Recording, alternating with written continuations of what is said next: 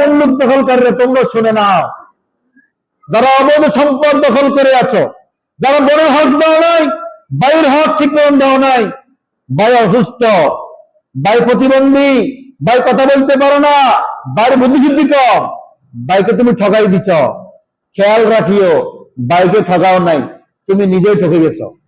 তুমি নিজে কি হয়ে গেছো? তুমি তোমার ফাঁসির গলা, ফাঁসির বেশি নিজে গলায় নিছ, কারো কোনো সমস্যা হয় নাই। হয়তো দুনিয়ার চোখে তুমি এখন জয়ী হয়েছ, তবে আখিরাতের চোখে তুমি কি হয়ে গেছো? তুমি গ্রেফতার হয়ে গিয়েছো। আমার মুসলিম ভাইয়েরা, আপনি সালাত আদায় কম করছেন, সিয়াম কম করছেন, এটা হকুল্লা, আল্লাহ মাফ করতেও পারেন, ধরতেও পারেন, কিন্তু বান্দার হক যখন আপনি লঙ্ঘন করবেন, আপনি যখন এটা কব্জা করে নেবেন, আল্লাহ বান্দার হক কখনো মাফ করবে। দুনিয়া বিমুখের মানে হচ্ছে মানুষ দুনিয়া ছাড়া চলতে পারে না। মানুষ চলতে গেলে দুনিয়া লাগবে ঠিক, তবে এমন দুনিয়া আপনি যদি গ্রহণ করে নেন, যে দুনিয়া গ্রহণ করার কারণে আল্লাহর বিধান, রাসূলের তরিকা, কোরআন সুন্নাহ বাদ দেওয়া লাগে।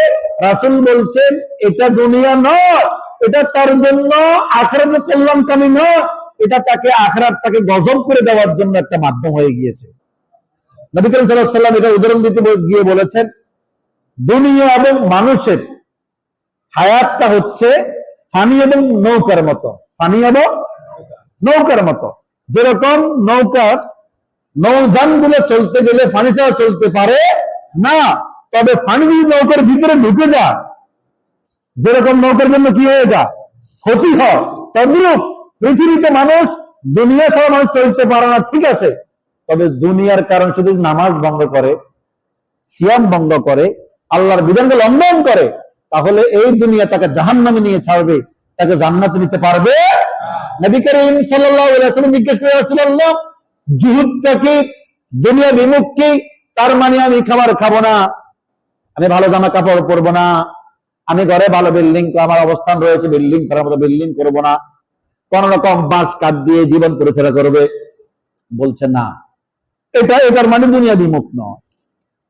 তোমার যতটুকু প্রয়োজন, যা তোমার আছে, তাহা নিয়ে তুমি সন্তুষ্ট থাকতে পারো, আর যদি তুমি তোমাকে কন্ট্রোল করতে পারো, এই সম্পদটা আমার নয়, এই জায়গাটা আমার নয়, এই বাড়িটা আমার নয়, এই টাকাটা আমার নয়, এগুলোর মালিক আমি নই, বাস তুমি তোমাকে কন্ট্রোল করতে পারো, আল্লাহ তোমাকে ভালোবাসবে। সুবহানাল্লাহ। আর আল্লাহ যাকে ভালোবাসে, যখন ব্যক্তি দুনিয়া বিমুখ হয়ে যায়, আল্লাহ তাকে ভালোবাসে।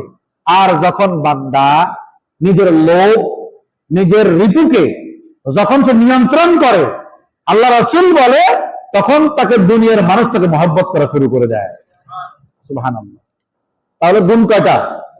দুইটা। যখন আপনি দুনিয়া বিমুখ হবেন, অল্প হলে হয়, অল্প তুষ্টি যারা যে হয়, সে সুখ পায়, সে কি পায়? সুখ পায়, আনন্দ পায়, তৃপ্তি পায়। আর যে ব্যক্তি অল্পে তুষ্ট হয় না, সে অপমানিত হয়, লাঞ্ছিত হয়, ঠিক কিনা?